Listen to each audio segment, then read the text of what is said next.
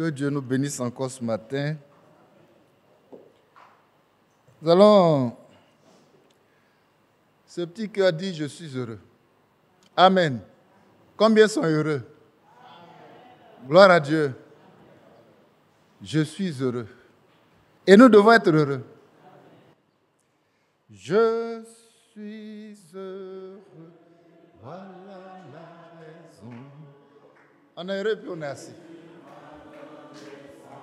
Pardon. Et maintenant je chante toujours Jésus. Je suis heureux, je suis heureux, et voilà la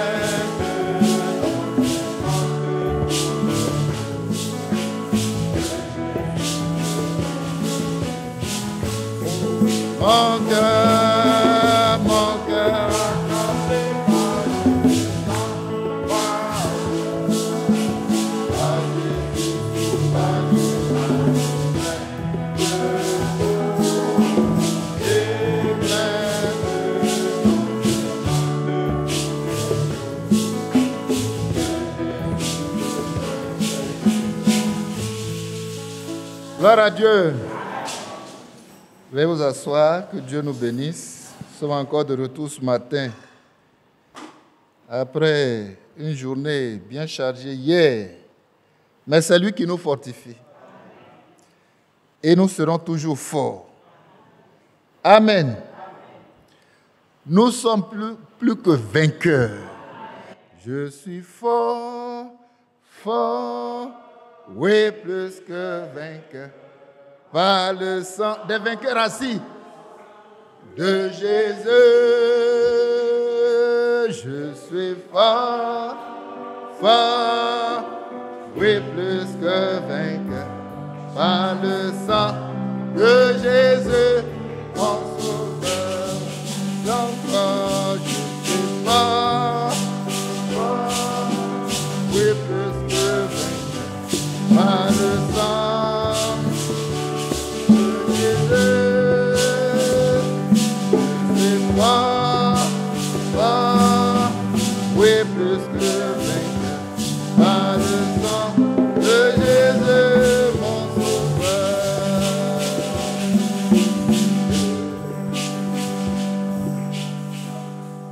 Que Dieu soit loué, c'est juste le refrain. Sinon, c'est de très belles paroles.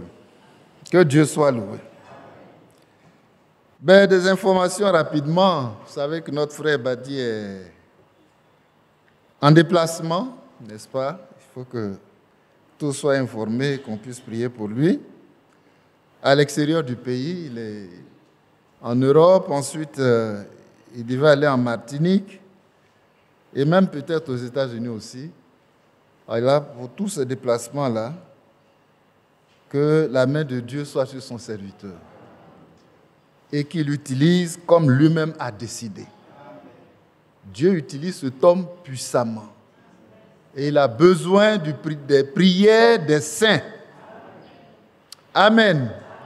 Jusqu'à son retour, que la main de Dieu le porte. Vous voyez, c'est prévu pour le 4 mai, je crois. Madame Badi, c'est exact. Le 4 mai. Il doit être de retour au milieu de nous. Et nous attendons ce retour parce que nous en avons besoin. Amen. Le Seigneur en a besoin et nous aussi, on en a besoin. Que Dieu soit loué. Il y a quelques nouvelles également difficiles. Je lis ici que Dieu vous bénisse, c'est notre sœur Monique. Que Dieu vous bénisse, frères et sœurs. La sœur Monique voudrait vous informer des obsèques de sa tante survenues le 14-4-25, le 14 avril 2025. Levée de corps, vendredi 2 mai, c'est déjà proche, à Bengourou à 16h. Enterrement samedi 3 mai, au cimetière d'Apprompronou, ça y est, sur la voie bitumée. Après, à Bengourou, on évolue vers Apprompronou. Donc, enterrement le samedi 3 mai, au cimetière d'Apprompronou, après les cérémonies de don. Que Dieu vous bénisse richement. Amen. Je pense que c'est une épreuve pour notre sœur et nous avons besoin de la soutenir. Amen. Comme nous savons le faire. Que Dieu nous bénisse. Il y a d'autres cas, comme le cas de la sœur Reine, c'est ça? Une sœur de Tanda est décédée, une très jeune sœur. Voilà, la sœur Reine, beaucoup la connaissent. C'est prévu une veillée le vendredi 16 mai. 16 mai, à Tanda. Vendredi 16 mai, à Tanda. Et cette semaine, on a appris aussi le décès de notre vieux frère, le frère Kadio Pierre. Voyez, c'est vraiment une triste nouvelle. Voyez, son serviteur qui est parti. Notre frère Kadio Pierre. Que Dieu soit loué. Certainement que beaucoup ne savaient pas, puisque j'ai entendu des réactions. Voilà. Nous allons tourner les regards vers Christ, parce que c'est lui notre seul consolateur. C'est lui seul. Il n'y a pas quelqu'un. C'est lui seul que nous avons. Et lui seul suffit. Amen. Et ça dit, celui qui a Christ, il a tout. Que gloire soit rendue à l'Éternel. De ce qu'il est là pour nous et il a toujours fait. Amen. Bon, nous allons revenir à la parole de Dieu. Vous savez que récemment, on était là, un samedi, parce que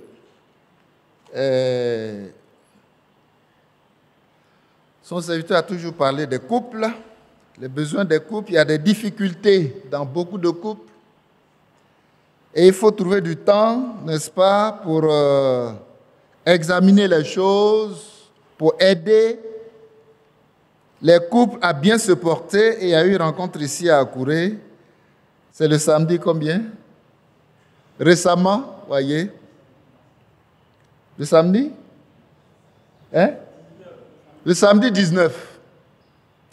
Les couples se sont retrouvés là, donc ce n'est pas tout le monde. C'est ceux qui sont mariés et qui ont besoin qu'on les aide. Ont été ici. Même, je dirais peut-être tous les couples, parce que même quand ça va, il faut aussi prier pour les autres.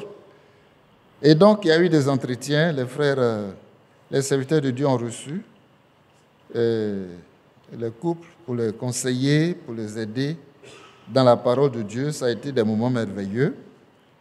Et nous rendons gloire à Dieu. Amen. On peut se rendre compte que la vie de couple n'est pas facile. N'est-ce pas? Mais ça fait partie de la vie chrétienne. Voilà. Ça fait partie de la vie chrétienne. Et c'est de cela que nous allons parler. Comme pour tirer leçon. Ce n'est pas venu exposer la vie des couples ici. Non. Mais c'est pour tirer leçon parce que ça fait partie de la marche chrétienne. Que Dieu nous aide à comprendre cela. C'est tellement important.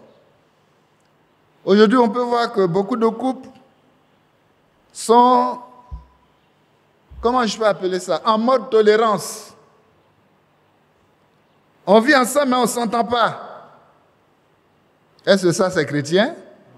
Certainement pas. En mode tolérance. On se tolère. Alors qu'on n'est pas marié pour être en mode tolérance. On est marié pour être une seule chair. Amen. Et tout ce que nous faisons doit glorifier Dieu. Bien souvent, ce n'est pas le cas. Mais ça va aller.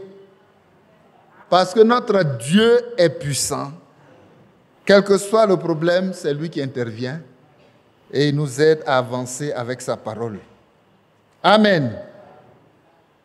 Et donc, c'est important. Et quand on en parle, quand on dit leçon, c'est pour dire dans le choix, puisque le prophète en a parlé, dans le choix d'une épouse, il ne faut pas aller seul. Que Dieu nous aide. Que ton choix d'une épouse soit le choix de Dieu. Il ne faut pas aller seul. Ça doit être le choix de Dieu. Parce que ce qui est dans le mariage là, c'est difficile. Mais quand c'est Dieu qui a choisi, il a oublié d'être là. C'est vrai, on voit deux, l'homme et sa femme, mais une troisième personne. Amen. Comme ces serviteurs qui étaient dans la fournaise. Mais quand le roi a regardé, il dit, mais je vois une troisième personne. Il a demandé d'abord, ce n'est pas deux personnes agitées dans le feu? Oui, roi, c'est deux personnes, mais je vois une troisième personne.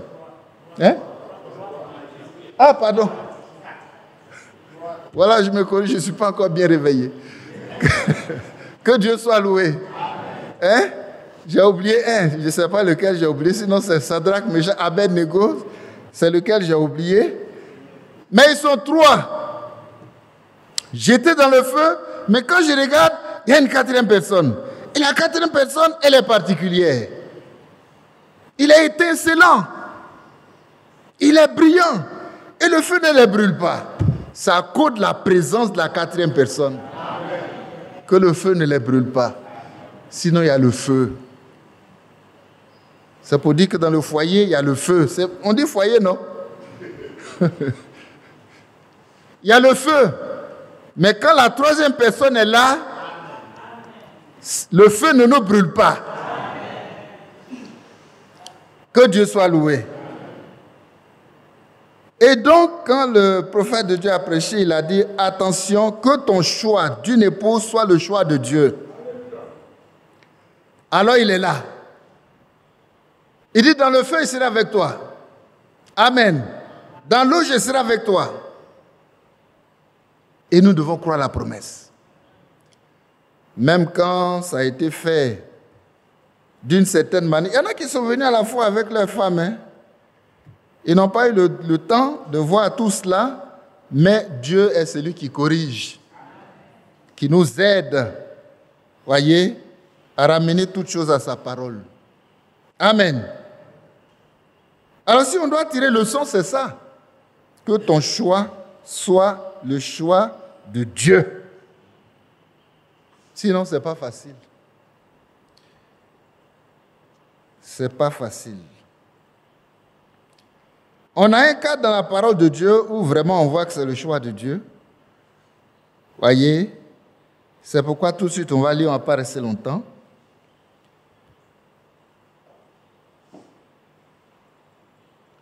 Genèse chapitre 24.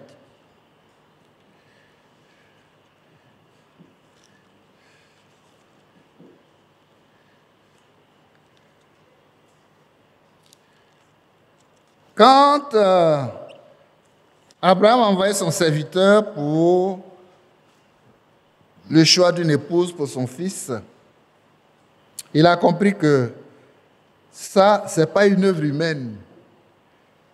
Ça dépasse le fait de dire « Ah, j'ai remarqué une sœur dans l'assemblée. » Il faut laisser ce que tu as remarqué là. Amen. Que ce soit Dieu qui décide. J'ai remarqué une sœur. J'ai vu une sœur là. Que ce soit Dieu qui décide. On doit laisser pour nous là. Parce que pour nous là, ça ne va pas loin. C'est le choix de l'homme. Mais le choix de Dieu, ça, c'est définitif. Ça peut aller jusqu'au bout. Que Dieu soit loué.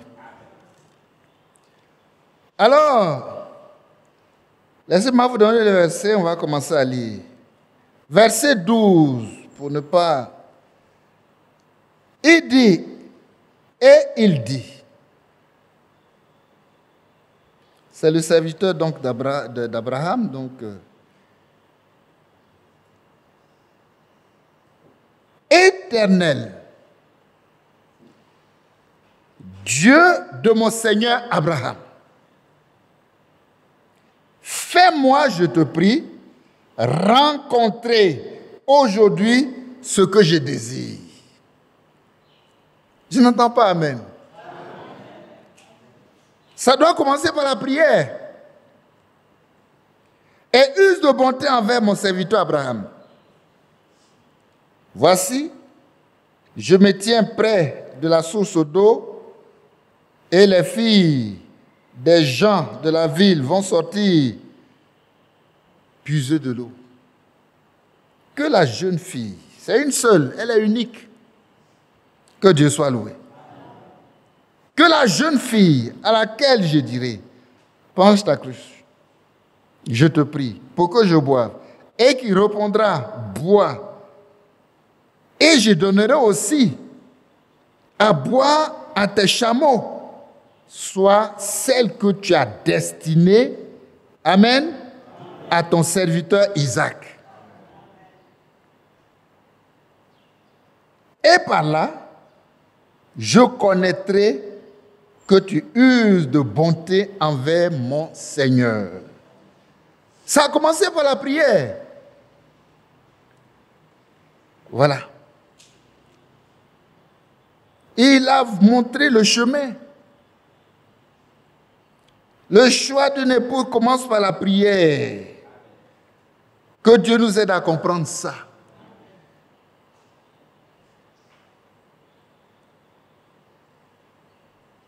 Il dit, je te prie, verset 12, au milieu,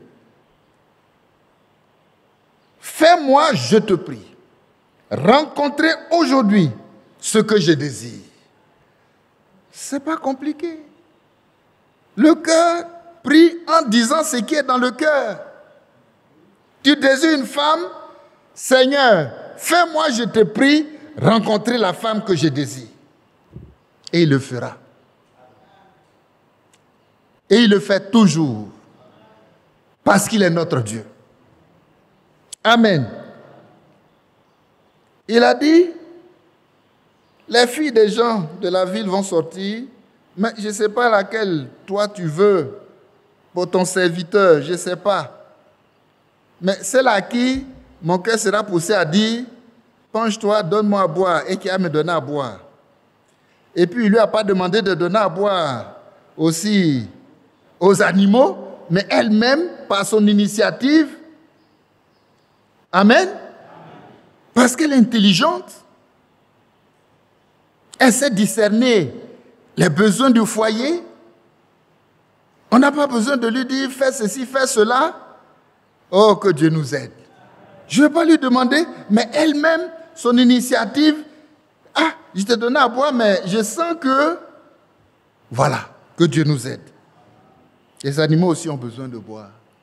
Et puis elle-même décide de faire ça. Là, je saurai que c'est elle que tu as choisie. Amen. Et c'est ce qui s'est passé. Voyez, la suite de l'histoire, vous la connaissez. Si vous ne la connaissez pas, allez-y, continuez de lire. On n'aura pas le temps de le faire. Et il a trouvé ainsi une femme qui s'appelle Rebecca, dans la suite de l'histoire, c'est ce que nous lisons, pour son serviteur, pour son maître Isaac. C'est cela. Quand on lit le verset 16, il a dit que c'était une jeune fille, très belle de figure. Elle était vierge et aucun homme ne l'avait connue. Elle descendit à la source. Vous voyez que Dieu, c'est un programmeur. À leur temps, le serviteur de Dieu est à la source. Il a prié, il attend une réponse.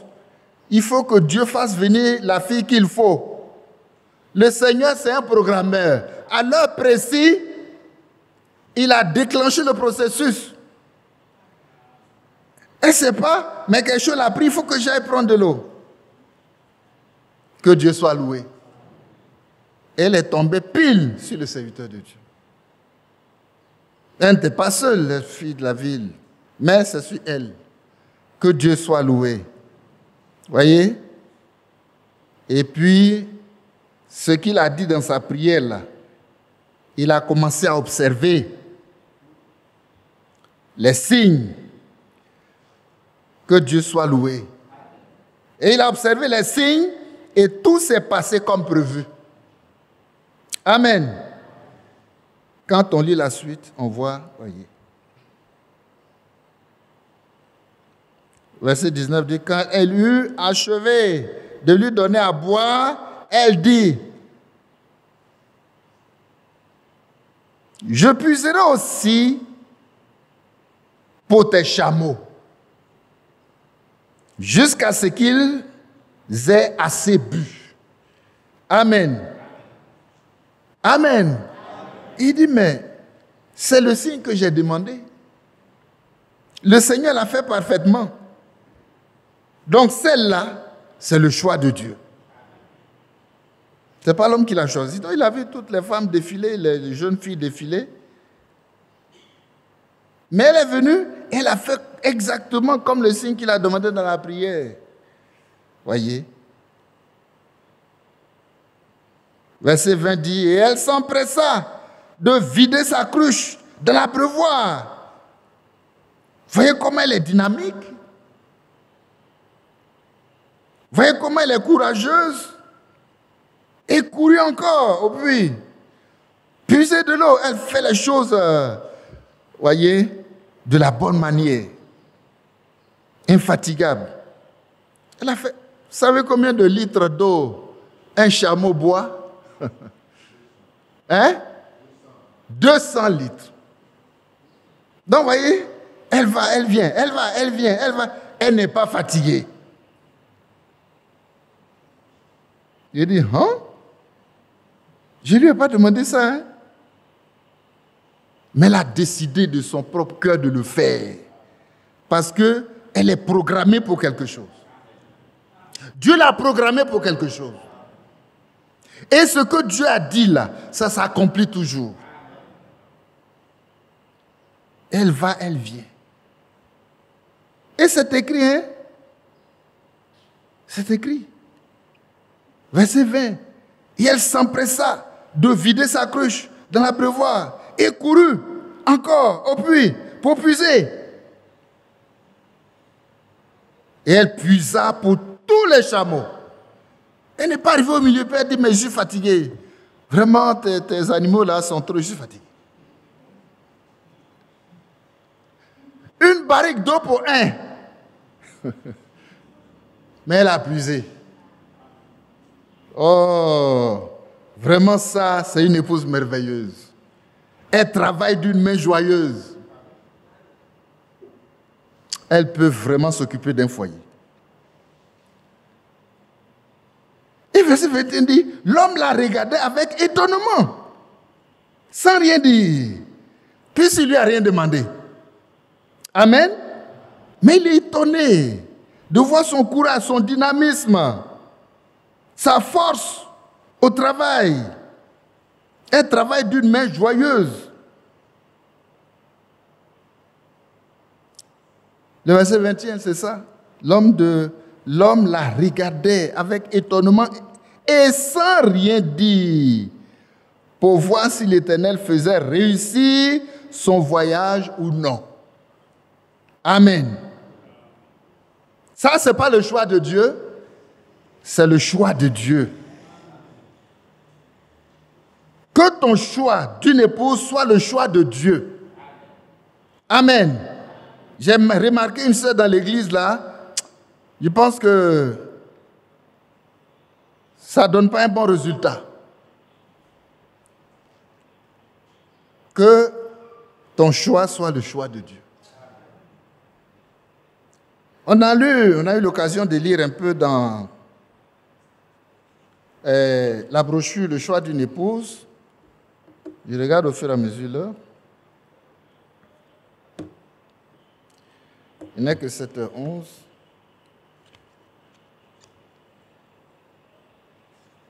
On a eu l'occasion de lire.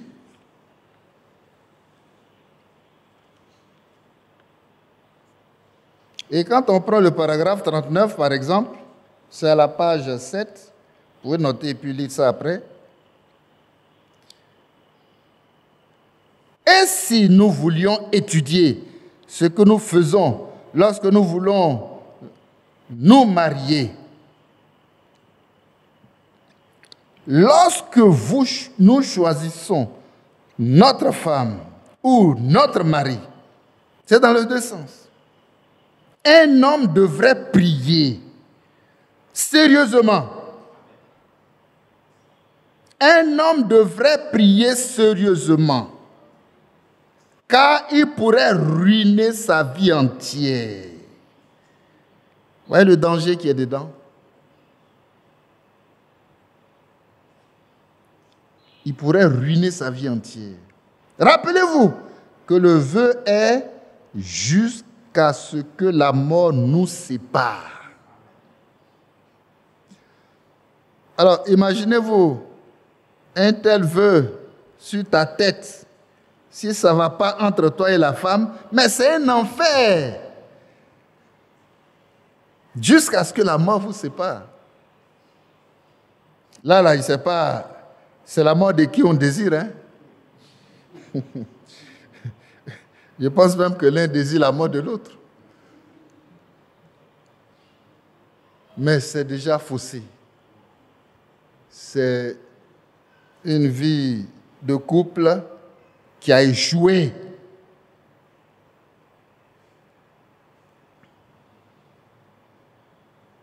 Totalement échoué. Et je continue de lire ici. Et il pourrait ruiner sa vie en faisant le mauvais choix et en mariant une femme qui n'est pas faite pour être sa femme.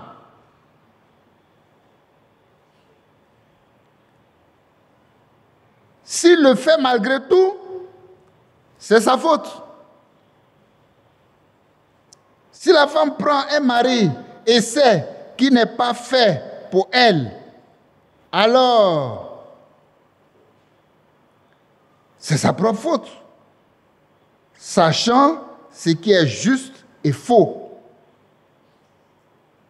Aussi, vous ne devriez pas le faire avant d'avoir prié consciencieusement. Les mots, c'est des mots choisis, parce qu'il y a danger dedans. Que Dieu nous aide. Que Dieu nous aide.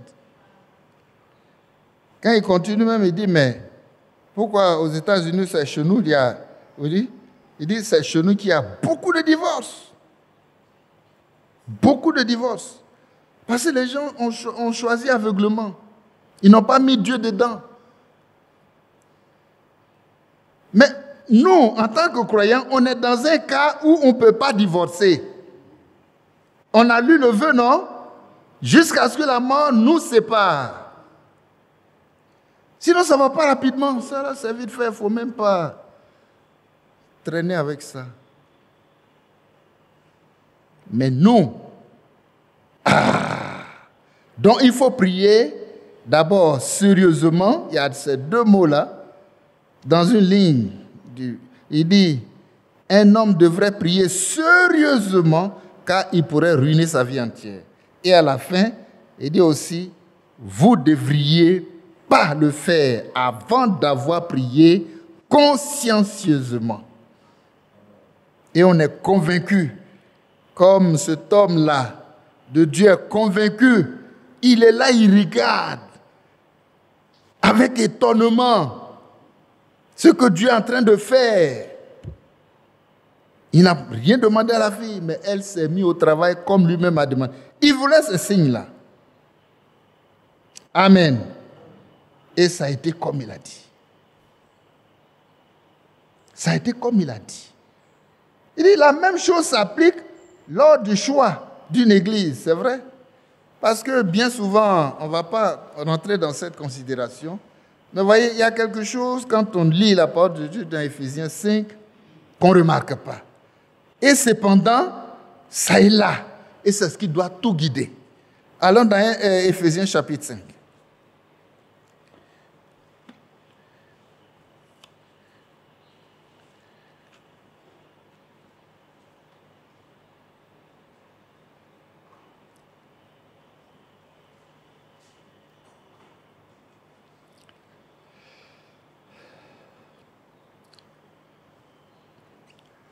Voilà donc Éphésiens chapitre 5.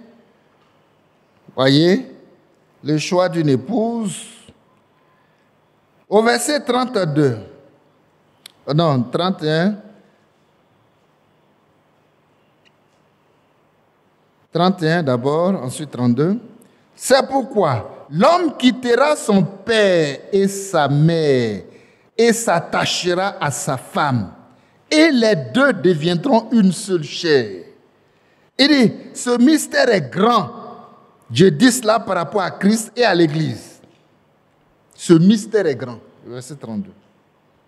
Ce qui est un mystère, l'homme ne peut pas comprendre. Quel est son fond? Mais Dieu sait tout. Dieu voit tout. Dieu sait la femme qui te convient. Celle-là ne te conviendra pas, mais elle convient à un autre. Ce mystère est grand. Et comme je suis dans un domaine où il y a un mystère dedans, je ne vais pas me laisser prendre au piège. C'est lui qui va décider. Pour que tout aille bien là, il faut que je le mette devant. Apprenons à mettre Dieu devant. Que Dieu soit loué. Il est vraiment à sa place. Il est obligé d'être là quand il y a le feu. Il est obligé d'être là. Mais tant qu'il est là, le feu peut être là, mais on ne brûle pas. Amen. On ne brûle pas. Parce qu'il fait son travail. Vraiment, il fait son travail et c'est merveilleux. Il y a beaucoup d'autres. Lisez pratiquement, voyez, cette brochure-là.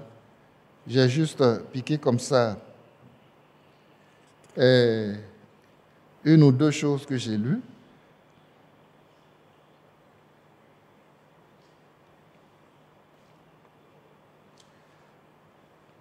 Là-bas, au paragraphe 30, il a dit, si nous voulons étudier, c'est quelque chose qu'on doit étudier. Donc, ce n'est pas une décision qu'on prend de manière hâtive, sur un coup de tête. J'ai vu une sœur dans l'assemblée.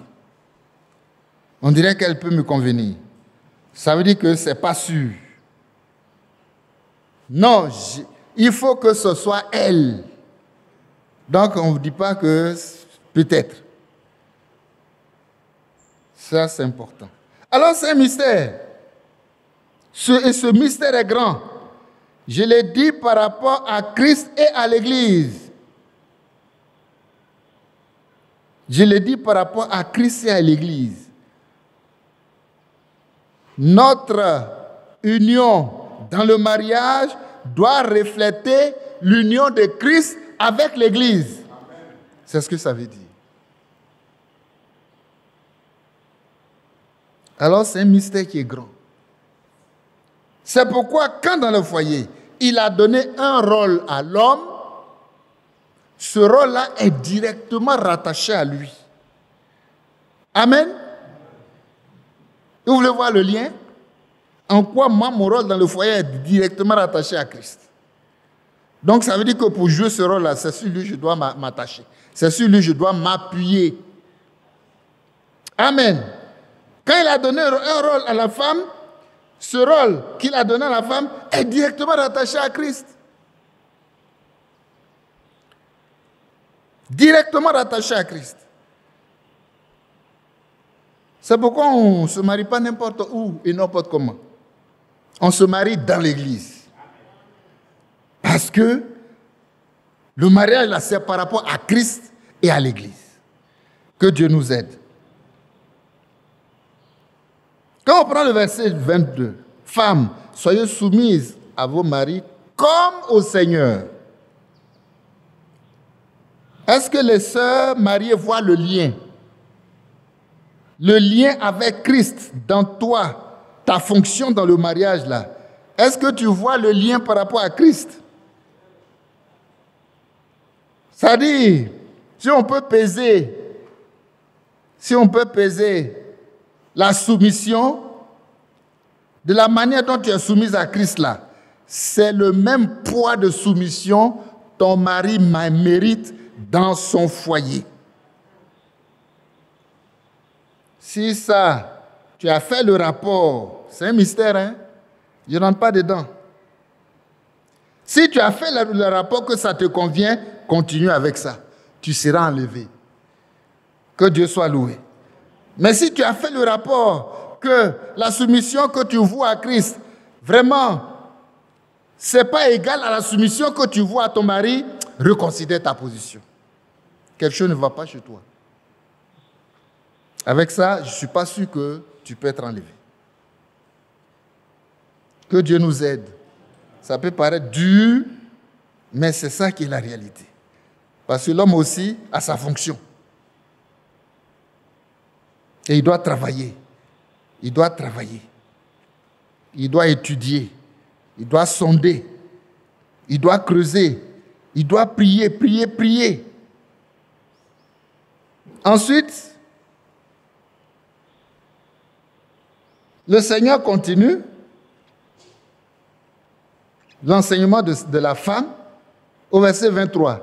Car le mari est le chef de la femme, comme Christ est le chef de l'Église, qui est son corps et dont il est le sauveur. Or, de même que l'Église est soumise à Christ, les femmes aussi doivent l'être à leur mari en toutes choses.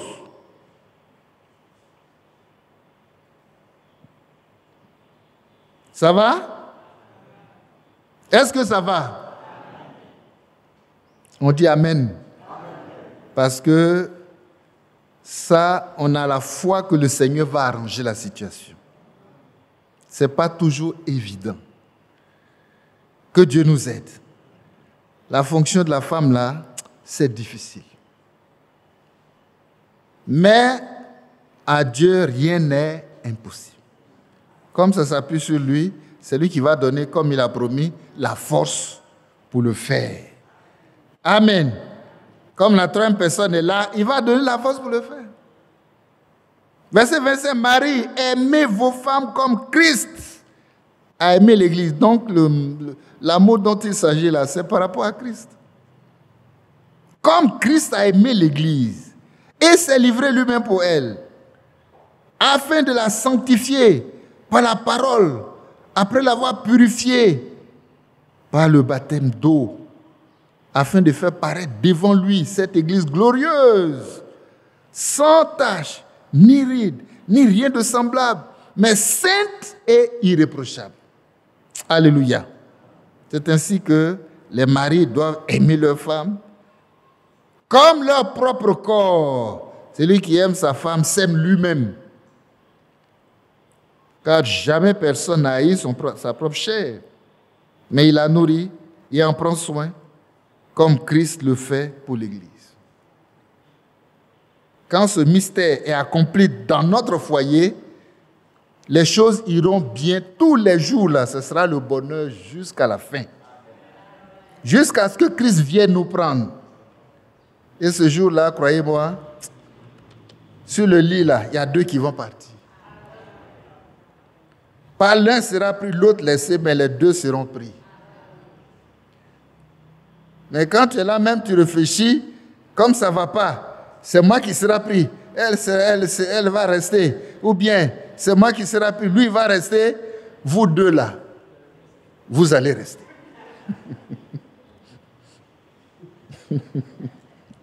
Que Dieu nous aide. C'est ça la menace qui nous oblige à faire la paix, qui nous oblige à aller dans la prière. Amen. Seigneur, c'est qui en moi qui fait que la situation est bloquée là? Délivre-moi. Il faut que mon couple soit débloqué. Sinon, ma vie est en danger. Voilà. Je risque de rater l'enlèvement à cause de ça, d'amusement là, afin de se marier. Paul a vu ça, il a dit, si tu n'es pas marié, c'est mieux. Hein? Tu pourras gérer la situation.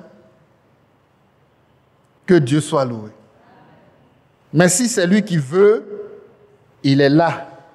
Et sa présence gère tout. C'est sa présence qui gère tout. Vous savez, le véritable mariage, c'est ça. C'est ce mystère-là. Le véritable mariage, le vrai mariage, le mariage accompli, le mariage éprouvé, le mariage grand bonheur, c'est ça. Mais ce n'est pas ce qu'on nous enseigne. Ce n'est pas ce qui est dans nos traditions. Tout le monde veut se marier. Mais bon, on dit, est-ce que tu l'aimes? Ça dit, c'est les sentiments. Mais avec les sentiments, on ne peut rien bâtir. Que Dieu nous aide.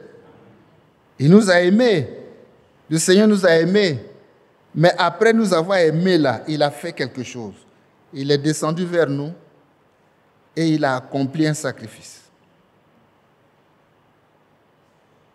J'espère que nous allons comprendre. Hein? Bon, on s'aime, et puis c'est les fiançailles, c'est la dot, c'est le mariage civil par moment. Ce n'est pas tout même qui arrive là-bas. Et puis voilà, on vit ensemble. Si on a fait le mariage civil, on a des droits. Et puis voilà, des droits, des devoirs. Voilà. Et puis, bon, c'est juste ça. Jusque-là, ce sont les sentiments. Si on a essayé, vous voyez, chacun vient chez lui, on a dit on s'aime. On allait essayer à faire de on s'aime, là, ça n'a pas marché. On s'est retiré. Mais nous sommes dans une situation où tu ne peux pas te retirer. Donc, si ça ne va pas, tu es obligé de faire en sorte que ça aille. Et pour que ça aille, tu dois aller au pied du Seigneur. Que Dieu nous aide. Ce n'est pas les sentiments qui règlent ça. Hein? Ce n'est pas le sexe aussi qui règle ça. Rapidement, même le sexe en panne, et puis bon, voilà. Ce n'est pas lui qui peut régler ça.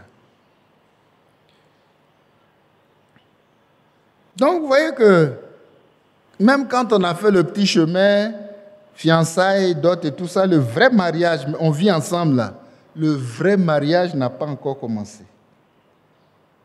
Si on veut comprendre le mystère, hein, le vrai mariage n'a pas encore commencé. Je veux dire, le mariage selon le Seigneur. Voilà. Pour le moment, ce sont des sentiments d'homme, voilà, d'un homme envers une femme, d'une femme envers un homme, et puis ils se sont mariés. Ils sont dans les liens du mariage, selon les hommes aussi. C'est les lois des hommes. Et puis il y a les à côté du mariage, c'est les familles, ainsi de suite. Tout est sentiment. Tout est sentiment. Ça commence comme ça. Mais il faut que on arrive au vrai mariage. Amen. Certainement, vous demandez, mais qu'est-ce que le frère veut dire? Vrai mariage, c'est quoi? Il vit déjà avec sa femme. Donc, c'est le mariage, mais ce n'est pas le vrai. Parce que le vrai, là, Christ est dedans. Amen. Les sentiments ont démarré quelque chose, mais il faut qu'on arrive à la réalité. Parce que si on reste au sentiment, là, on ne peut pas aller loin. Amen. Le mariage commence véritablement quand on met en place les principes et les lois spirituelles du mariage. Dans la parole de Dieu, il y a des principes et des lois spirituelles. On les met en place.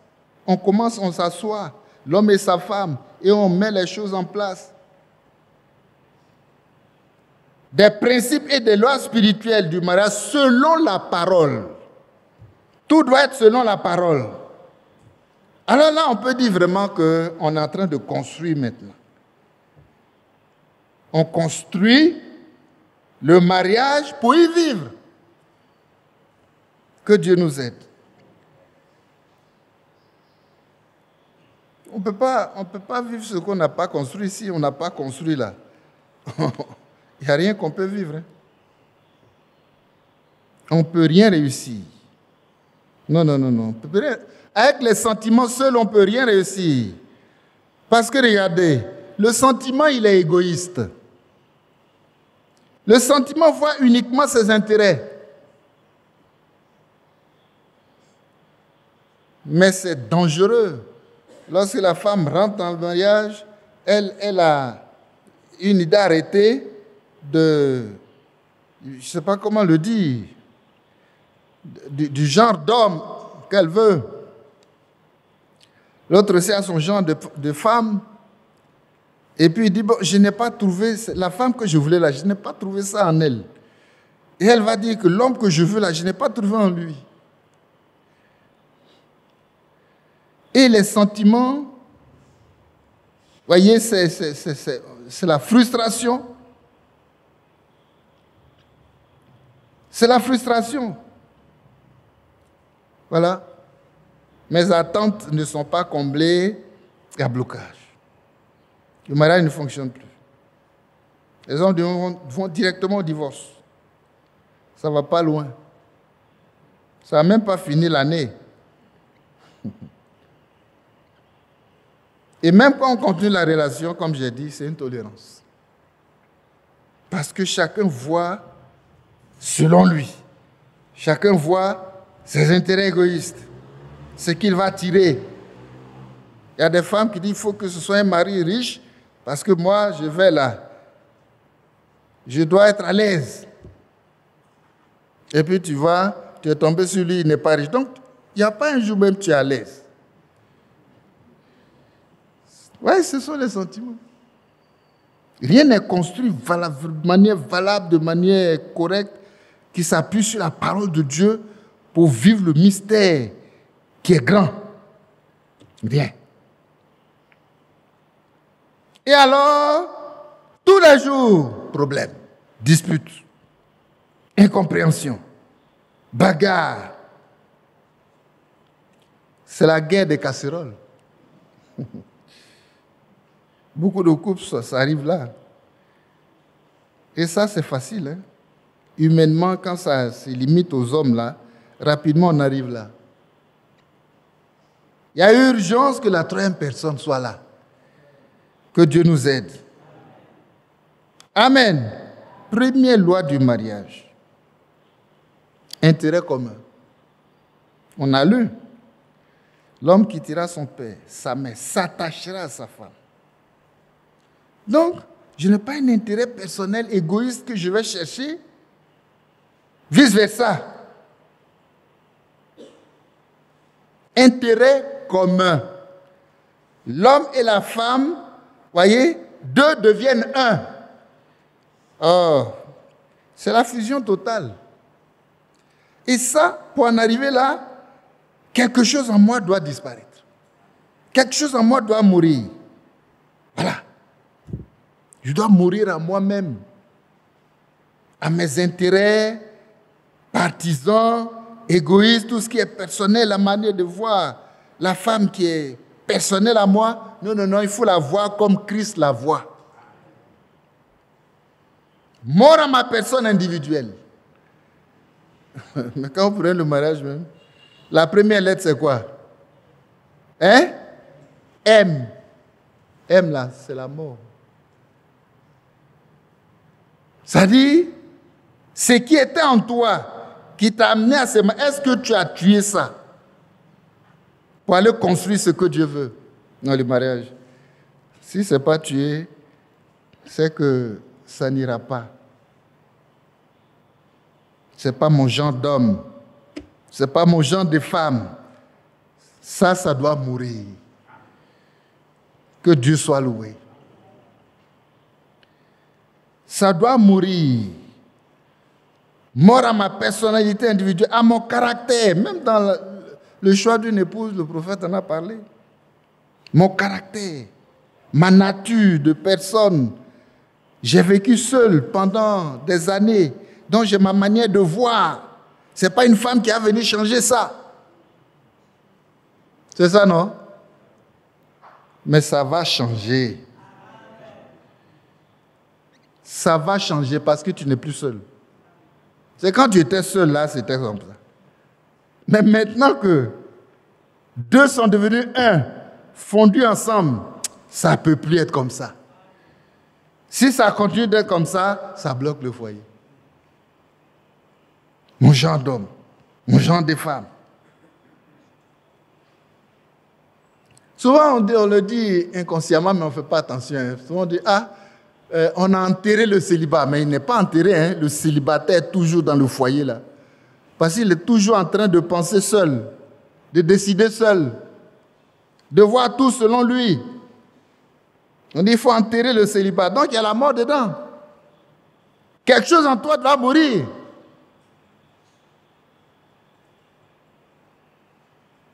Je ne sais pas si on se comprend, hein? Que Dieu soit loué. C'est dur, mais c'est comme ça. Si tu ne peux pas enterrer le célibat, vis seul. On ne t'a pas obligé. Mais, si tu t'es engagé là, quelque chose en toi doit mourir. Amen. Pour donner place, voyez, à ce qu'on peut appeler un intérêt commun. Tu vois tout, pas par rapport à toi, mais par rapport à toi et ta femme. Par rapport à vous deux. L'image nouvelle que votre fusion présente là, c'est son intérêt qui doit vous guider en toutes choses. Sinon, le foyer, c'est la guerre des personnalités. Non, en tout cas, le plus influent, on dit, il domine sa femme. Et parfois, c'est la femme qui gagne. Hein? Elle domine son homme. C'est une guerre de caractère. Mais tout ça doit mourir. Amen. Amen. Et c'est elle qui a eu le dessus. Mais quand elle a eu le dessus, là, elle domine son mari. C'est qu'elle dit, c'est ce que son mari fait. Il ne faut pas faire.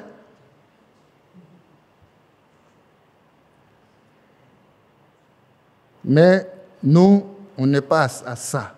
Il y a un mystère qui est grand, c'est par rapport à Christ et à l'Église. Amen. Et c'est à ça que nous voulons ressembler. Et lui, quand il est venu prendre l'Église parce qu'il l'aimait là, il n'est pas resté au sentiment pour prendre l'Église. Ce sentiment l'a conduit où?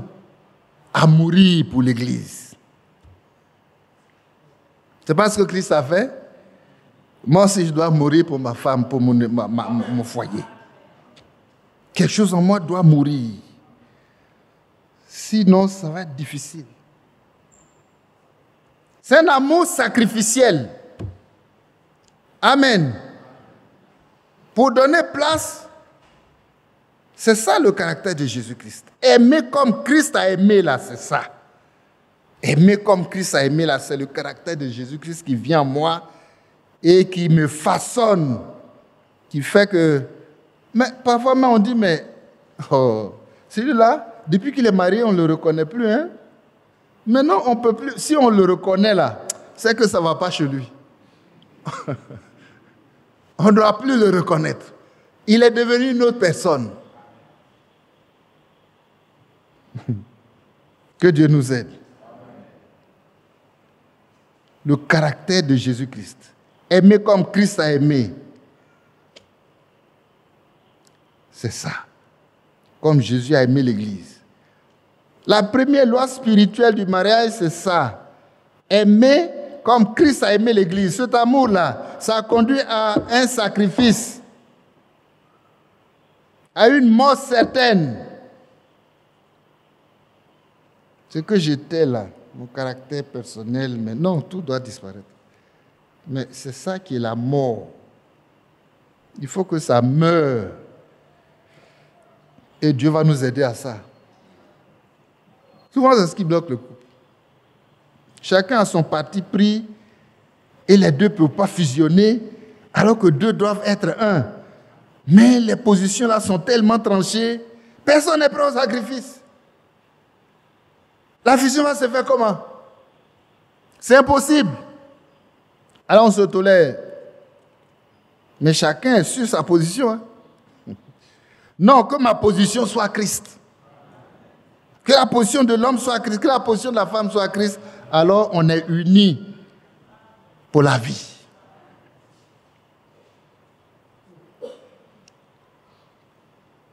Dans le mariage, il n'y a pas d'ego. Hein? C'est mon ego. C'est mon intérêt égoïste. Mais regardez ce que Christ a fait. Il a quitté son trône, sa dignité, sa gloire. Il est descendu dans la bassesse pour prendre une femme. C'est tout ce qu'il a fait. Hein? Donc toute cette souffrance-là, c'est à cause de ça. Oui, c'est à cause de ça. Il viendra la prendre bientôt.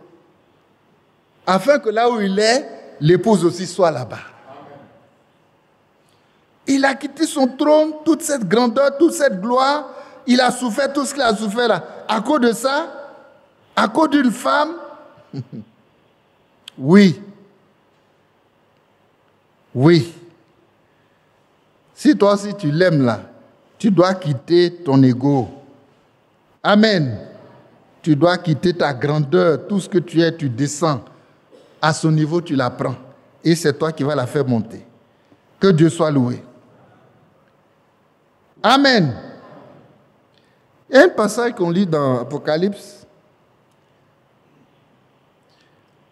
C'est que ce que Christ a fait là, c'est glorieux. Hein? Parce que quand il a élevé comme ça, il a élevé, il a amené dans le ciel.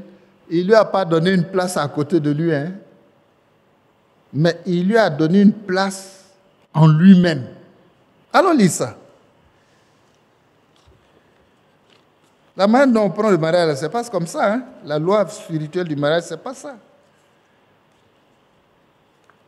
Allons lire ça. Apocalypse chapitre 3. Regardez ce qui est dit.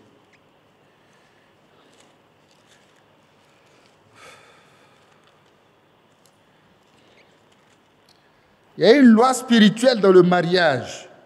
M, c'est mort.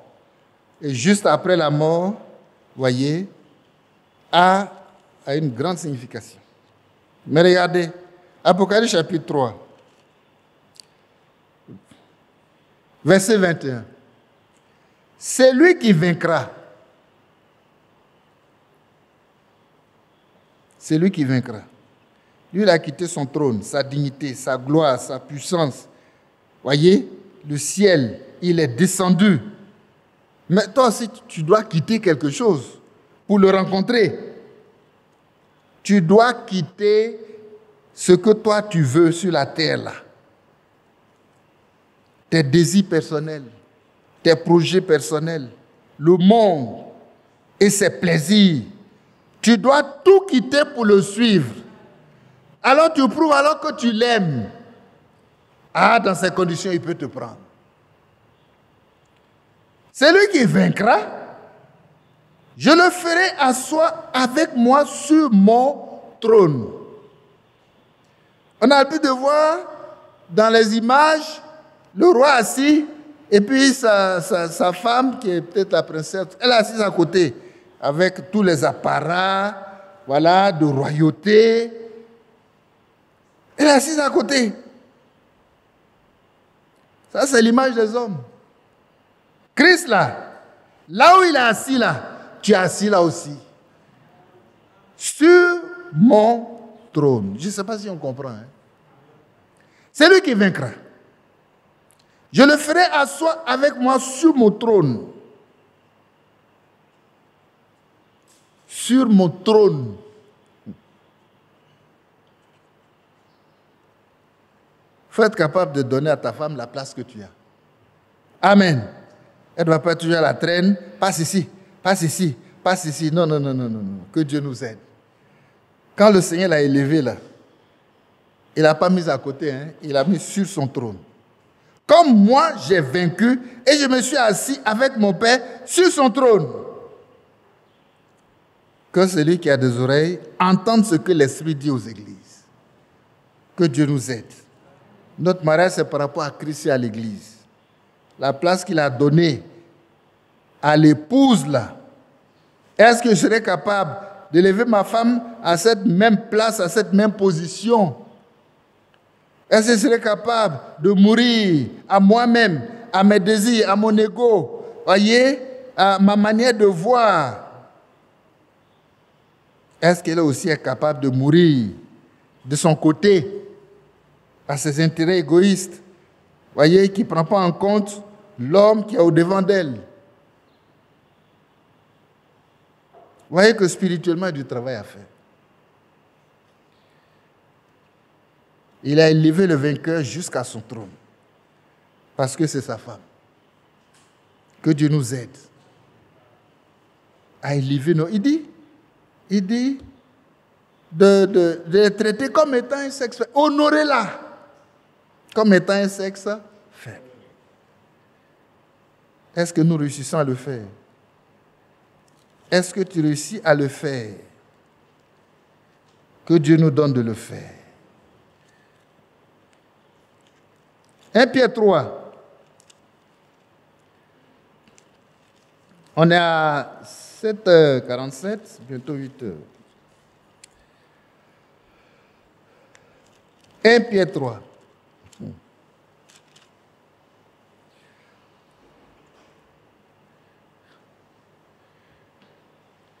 Vous voyez qu'on n'a pas encore profondément introduit notre couple dans la parole de Dieu pour aller prendre ce qui est à nous. Ce qu'on demande à Dieu là, il faut aller chercher.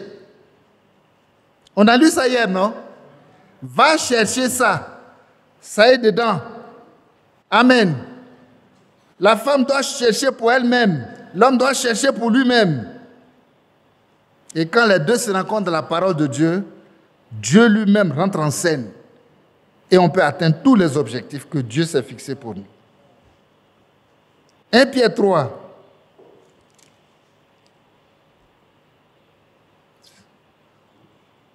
« 7. On ne va pas lire beaucoup pour aller plus vite.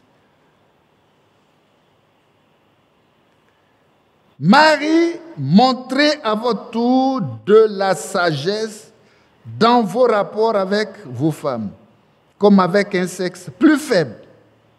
Honorez-les comme devant aussi hériter avec vous de la grâce de la vie. Qu'il en soit ainsi, afin que rien ne vienne faire obstacle à vos prières. Amen. Afin que rien ne vienne faire obstacle à vos prières. Et il continue, enfin, soyez tous animés des mêmes pensées, mêmes sentiments, même amour fraternel, de compassion, d'humilité. Que Dieu nous aide. Tout est un. Il n'y a pas deux. Mais tel on était deux, on est rentré dans le foyer là, on est resté deux jusqu'à maintenant. Ça ne marche pas. Notre union ne marche pas. Qu'est-ce qu'il faut faire? Ah, si ça ne marche pas, c'est qu'on va souffrir. Parce que de deux, on doit devenir un. Amen. Et pour arriver là, le premier acte, c'est mourir à soi-même. Pour elle, toi aussi, mourir à toi-même pour lui. Amen.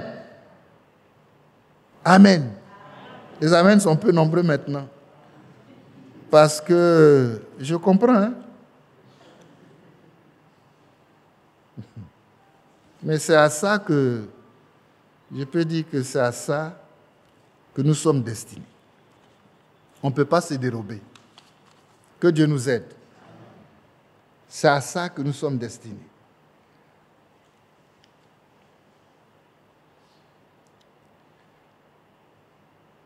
Au paragraphe 38 de la brochure que nous sommes en train de lire, il dit « Je pense qu'aujourd'hui, il y a beaucoup de tricheries. » Beaucoup de tricheries. Exactement comme à l'école. On triche même pour avoir de bonnes notes. Mais ça ne reflète pas toi-même tes capacités. Beaucoup de tricheries. C'est comme le frère, le prophète, il a rendu visite à un couple. Ça pourrait être mon couple, ça peut être ton couple. Mais il n'est pas rentré tout de suite. Il est resté à la porte pour entendre un peu l'ambiance de la maison. Mais c'était chaud. C'était chaud. C'était chaleur, c'était chaud, ça discutait fort. Et quand il a tapé, qu'il est rentré, gloire à Dieu, frère, Dieu te bénisse. Ça va ici? Tout va bien. Non, on a prié à faire en sorte que tout aille bien, même quand ce n'est pas ça. Mais il faut reconnaître que le serviteur de Dieu est là. Ce qui ne va pas là, il faut lui dire. Parce que, justement, quand la femme a dit à tout le monde tout va bien et qu'elle s'est trouvée devant le prophète, tout ce qui ne va pas là, elle lui a dit, moi je n'ai pas demandé enfant, hein. Il m'a donné enfant. Il ne va pas me dire aujourd'hui que l'enfant là, il va le tuer. Ça, je ne peux pas être d'accord avec ça. Que Dieu soit loué. Une foi comme ça, non, il n'y a pas de... Que Dieu nous en donne. Là, il a la porte, c'est chaud dedans, ça discute. Et quand il tape, il rentre. Et quand on a vu que c'est le serviteur de Dieu qui est venu, la mine a changé. Quand tu te forces à rire, c'est un rire bizarre. Parce qu'elle ne riait pas. Elle était en palabre même avec son nom. Ah, qui est là? Lui aussi, il a demandé qui est là. Ah, c'est le prophète qui est là. Oh, gloire à Dieu. Il sort avec un riz jaune. Parce que ça chauffait tout à l'heure. Mais la présence de l'homme de Dieu a changé les choses. On force. Mais que Dieu nous aide à ne rien forcer. Alors il dit, je pense qu'aujourd'hui, il y a beaucoup de tricheries, comme à l'école. L'enfant a 17, mais ce n'est pas son niveau. Alors on donne l'impression que ça va dans le foyer. À qui? Non, non, non. Ce n'est pas l'impression qui est l'image réelle du foyer. Ce qui ne va pas là, on doit amener ça devant le Seigneur. Et il va nous aider à le résoudre. Que son nom soit glorifié. Si c'est en moi, il y a quelque chose qui doit mourir en moi, qui doit extirper, il va le faire. Mais il est obligé. Des deux côtés, il y a un travail à faire dans ce sens-là. Il y a beaucoup de tricheries.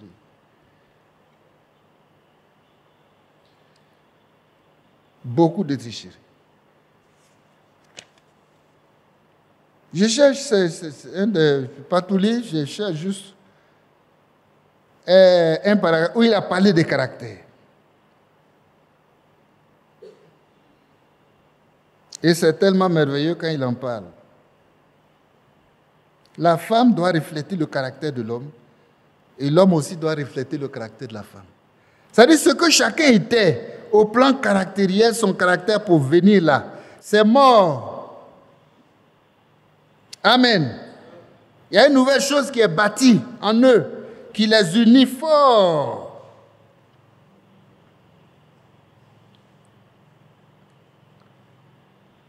Le paragraphe 48, il dit ceci. Maintenant, parce que si un chrétien doit choisir une femme, il devrait choisir une véritable femme née de nouveau. Née de nouveau. Indépendamment de son apparence. C'est pas ça? Les foyers d'apparence. L'apparence est trompeuse, la beauté est vaine.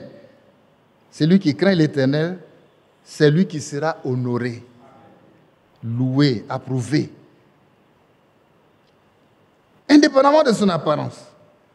C'est ce qu'elle est qu'il a fait. Et alors, à nouveau, cela reflète son propre caractère. Pieux.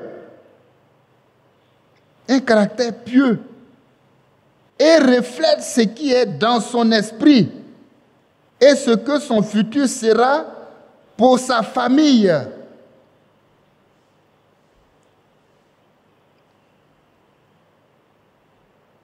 Élevé par une telle femme, ce que seront les plans d'avenir pour son foyer s'il marie une de ces modernes riquetas, reines du sexe, que peut-il en attendre? Quelle sorte du foyer un tel homme peut-il penser avoir s'il marie une fille qui n'a pas assez de morale, elle-même pour rester à la maison et prendre soin de son foyer? Vraiment que Dieu nous aide.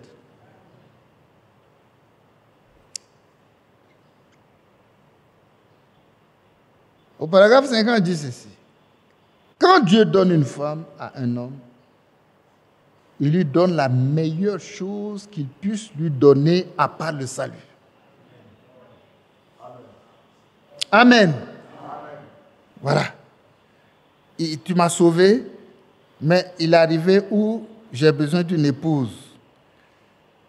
Mais il va te donner la meilleure épouse. À part le salut, la meilleure chose que Dieu peut donner à un homme, c'est une femme. C'est ce que ta parole dit. Et je me repose sur ta parole. Je m'attends à toi. Je m'attends à toi. Le paragraphe 50. Quand Dieu donne une femme à un homme, il lui donne la meilleure chose qu'il puisse lui donner, à part le salut.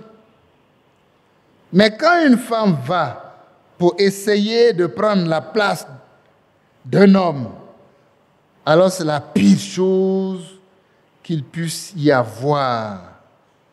Maintenant, cela est vrai. Maintenant, cela est vrai. Maintenant, nous pouvons voir l'application spirituelle. Je sais que c'est dur. Vous pensez que c'est dur, mais c'est la vérité. Qu'importe combien c'est dur, nous devons affronter les faits. C'est ce que la Bible enseigne. Amen. C'est ce que la Bible enseigne.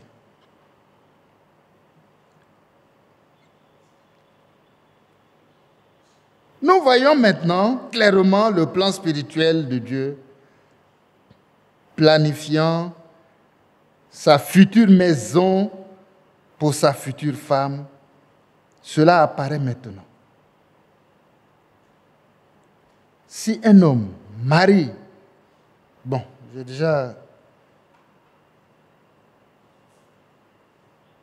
si un homme marie une reine de sexe, vous voyez à quelle sorte de futur ils doivent s'attendre. Si un homme marie une femme qui ne veut pas rester à la maison, on a déjà lu ça, voilà.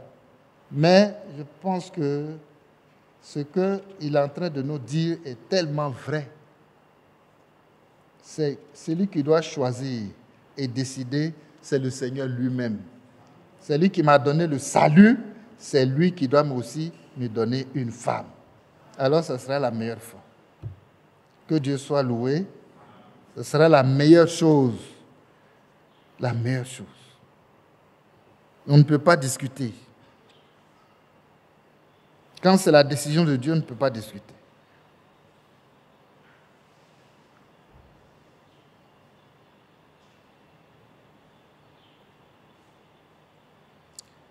Et on termine avec ce paragraphe, ce sont où il dit, vous savez, vous devez planifier, chercher et prier quand vous choisissez une femme. Quand nous voyons cela, par cette parole de promesse, qu'elle l'épouse qu'un homme choisira, l'épouse qu'un homme choisira, va refléter son caractère. Elle reflète ce qui est en lui. Ça veut dire qu'ils ont le même caractère. Maintenant, vous pouvez imaginer un homme rempli du Saint-Esprit prendre quelque chose comme cela pour une femme. Je ne le vois pas simplement pas. Je ne le vois simplement pas, frère. Ça veut dire qu'il n'est pas d'accord avec ça.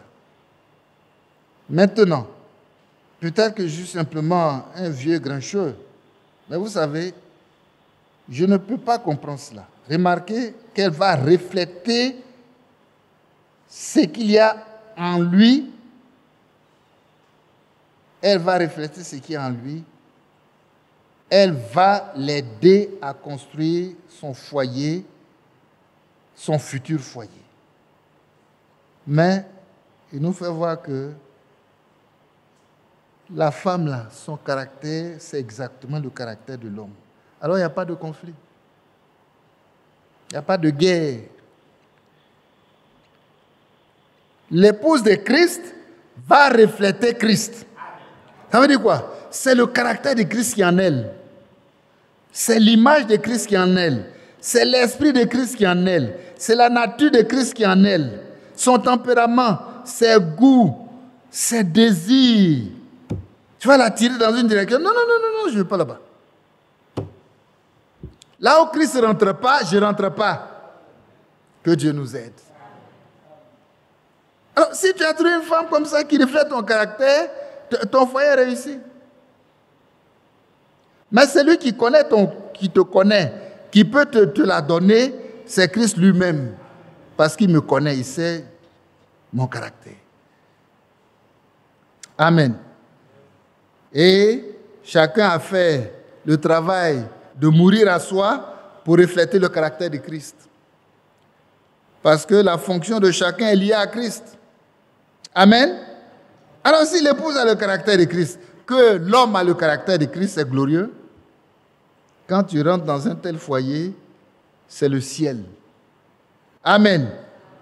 C'est le ciel, ça dit, ils vivent déjà le ciel. Caractère de Christ dans le 2. Alors ils sont très, très, très unis. Que Dieu soit loué. Reflétez le caractère.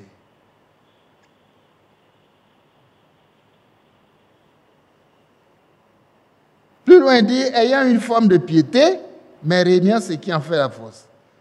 Il ne le fera jamais. Elle doit avoir son caractère en elle. La réelle, véritable Église née de nouveau doit avoir le caractère qui était en Christ. Parce que l'époux et l'épouse sont un. Non, il ne peut pas avoir deux caractères en conflit. Et si Jésus a fait seulement ce qui plaisait à Dieu, garder sa parole et manifester sa parole, son épouse devrait avoir le même type de caractère. Pour moi, vivre, c'est Christ. C'est sa parole. Plus rien d'autre ne compte. Que Dieu nous aide. Plus rien d'autre ne compte.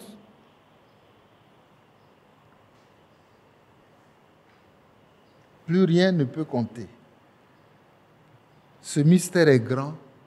Je l'ai dit par rapport à Christ et à l'Église. Vous voyez, on a essayer d'aborder ce thème différemment par rapport au mystère. Voyez? Parce que quand on voit, on est toujours sur le terrain charnel pour régler le problème. Ça ne peut pas marcher. Et ça ne marchera jamais. Mais sur le terrain spirituel, ça marche toujours.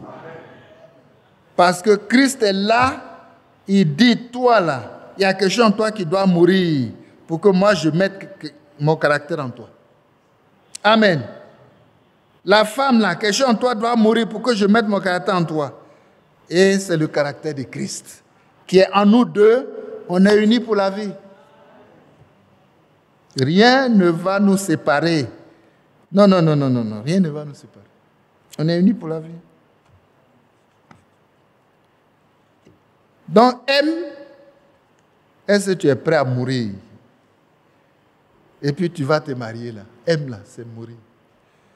Que Dieu soit loué. Et quand je suis mort, il met son caractère en moi.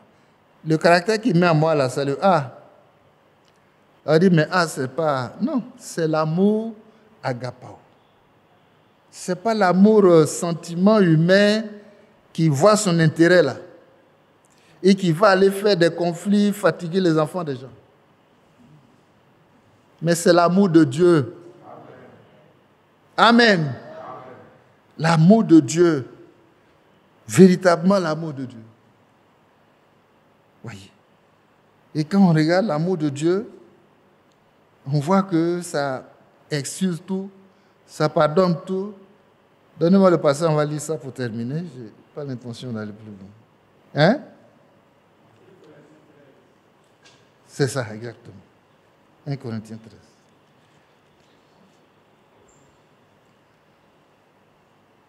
Quand le M a travaillé en chacun de nous, le A va venir. C'est-à-dire, ce n'est pas l'amour comme moi j'ai vu, et puis je suis venu vers elle, comme elle a vu, et puis elle est venue. Non. C'est le vrai amour maintenant. Amen. Comme M est réalisé en nous, le Seigneur va mettre A. C'est un amour, l'amour de Dieu, l'amour selon Dieu. L'amour agapao.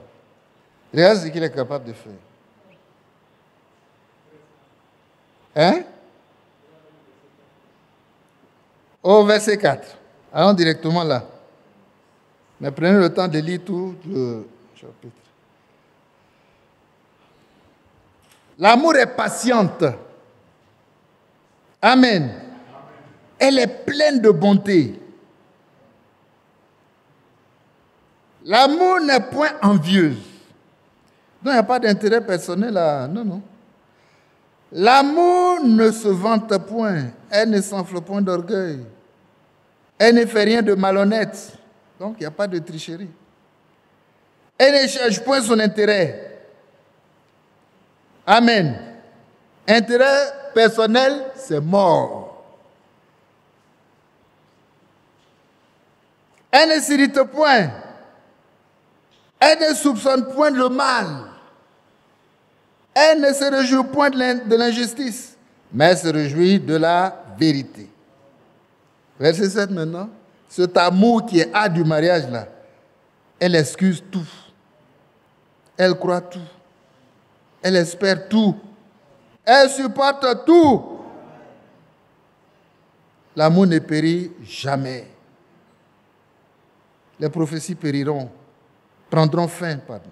Bon, ça veut dire la même chose. Les langues cesseront. La connaissance disparaîtra. Car nous connaissons en partie. Et nous prophétisons en partie. Mais quand ce qui est parfait sera venu, ce qui est partiel disparaîtra. Amen. Ce qui est partiel disparaîtra. Mais regardez au verset 13. C'est spirituel. Maintenant donc, ces trois choses demeurent. La foi, l'espérance et l'amour. Mais la plus grande de ces choses, c'est l'amour. Amen. Tu dis tu es marié, mais le M là, tu ne l'as pas expérimenté. Le A, tu ne l'as pas expérimenté. Ce n'est pas les autres que tu vas expérimenter. On va continuer la prochaine fois. Pas les autres aussi, il faut les expérimenter jusqu'au bout. Que le nom du Seigneur soit glorifié. On est marié comment? On est marié comment? Par rapport à qui? Par rapport à quoi? C'est l'apparence. Alors que l'apparence tue. On veut le véritable. Que Dieu soit loué. Et nous sommes dans le véritable en son Fils Jésus, c'est lui qui est le Dieu véritable et la vie éternelle. Amen. Quand je dis je suis marié, ma position, ma fonction dans le mariage, c'est par rapport à Christ. Ma vie dans le mariage doit refléter Christ. La femme doit refléter Christ dans sa soumission. De même que la femme est soumise à Christ, elle doit être soumise à son mari en toutes choses. C'est uniquement l'Esprit de Dieu qui peut faire ce travail. Et pourquoi c'est vrai? Ça ne va pas dans les couples, mais ça ira.